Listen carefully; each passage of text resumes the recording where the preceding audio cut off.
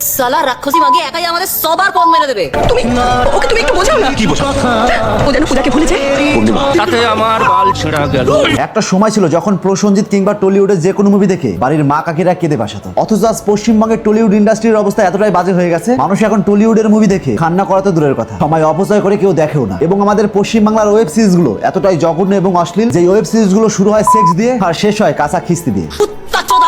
সাম্প্রতিক কিছু রিপোর্ট অনুযায়ী পশ্চিমবঙ্গের টলিউড ইন্ডাস্ট্রির সর্বকালের সবচেয়ে বেশি আয় করা সিনেমা হলো আমাজন অভিযান, যা রিলিজ হয় 2017 সালে এবং সেই সিনেমা থেকে আয় করেন মাত্র 50 কোটি টাকা, যেখানে দাঁড়িয়ে অন্যান্য বলিউড ইন্ডাস্ট্রিতে যে কোনো মুভি থেকে সর্বনিম্ন ইনকাম হয়ে থাকে কয়েকশো কোটি টাকা। আর তার কারণ একটাই, টলিউডের 90% মুভি রিমেক, অর্থাৎ অন্যান্য মুভি থেকে পুরোপুরি কপি পেস্ট। হয়তো নতুনত্ব আছে হাতে গোনা কয়েকটা মুভি, আর ঠিক তার জন্যই পশ্চিমবঙ্গের টলিউড ইন্ডাস্ট্রি আজ বিলুপ্তর দ্বার প্রান্তে। দেবের আই লাভ ইউ থেকে পরান যায় জলিয়ারে, মস্তান, যোদ্ধা, আওয়ারা সহ টলিউড ইন্ডাস্ট্রিতে এমন প্রচুর মুভি রয়েছে যেগুলো পুরোপুরি অন্য মুভির কপি পেস্ট অর্থাৎ রিমেক। আর ঠিক এর জন্যই বলা হয় নিজের দক্ষতায় অনেক দূরে এগোনো যায়, কিন্তু কারো নকল করে নয়। আজ টলিউডের এতটাই বাজে অবস্থা যার জন্য টলিউডের সমস্ত অ্যাক্টরস বা অ্যাক্ট্রেস যোগ্য মর্যাদা পাচ্ছে না বলে আজ পলিটিক্স করে বেড়াচ্ছে। নায়ক দেব সোম থেকে শুরু করে পরিচালক রাজ চক্রবর্তী সবাই আজ সিনেমা ছেড়ে নেতামন্ত্রী হতে চাইছে। বুড়ি বয়সে দেখে কোয়েল মল্লিকও পলিটিক্সের নাম লেখাচ্ছেন। বিশ্বাস করুন, টলিউড ইন্ডাস্ট্রি কখনোই হারাতো না যদি তারা তাদের মুভিতে নতুনত্ব আনতো, তারা তাদের মুভিতে সেক্স কম, হিস্ট্রি বেশি রাখতো, কিংবা প্রত্যেকটা অভিনেতা বা অভিনেত্রী তাদের যোগ্য মর্যাদা পেতেন। আর এইদিকে পড়ে থাকলো পশ্চিমবঙ্গের ফালতুর চাইতেও ফালতু কিছু সিরিয়াল, যে সিরিয়ালগুলো সমাজ নষ্ট করার পিছনে অনেক বড় অবদান রাখে। আর এই সিরিয়ালগুলো এতটাই যুক্তিহীন যা আপনার ধারণার বাইরে। কেউ জীবন্ত আরশোলা খাচ্ছে, কেউ বা স্কুটিতে করে চাঁদে যাচ্ছে, কিংবা কারো চোখ বেরিয়ে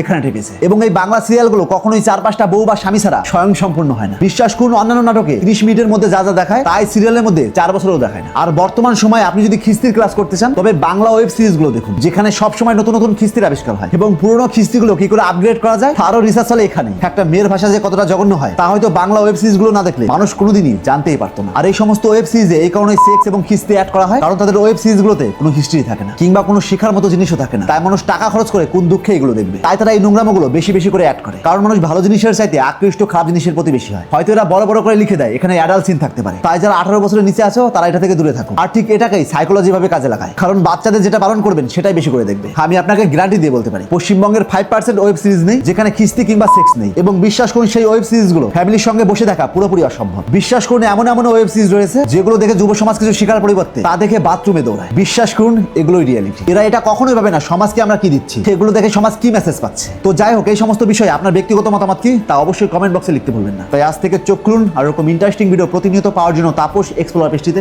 ফলো দিয়ে রাখুন।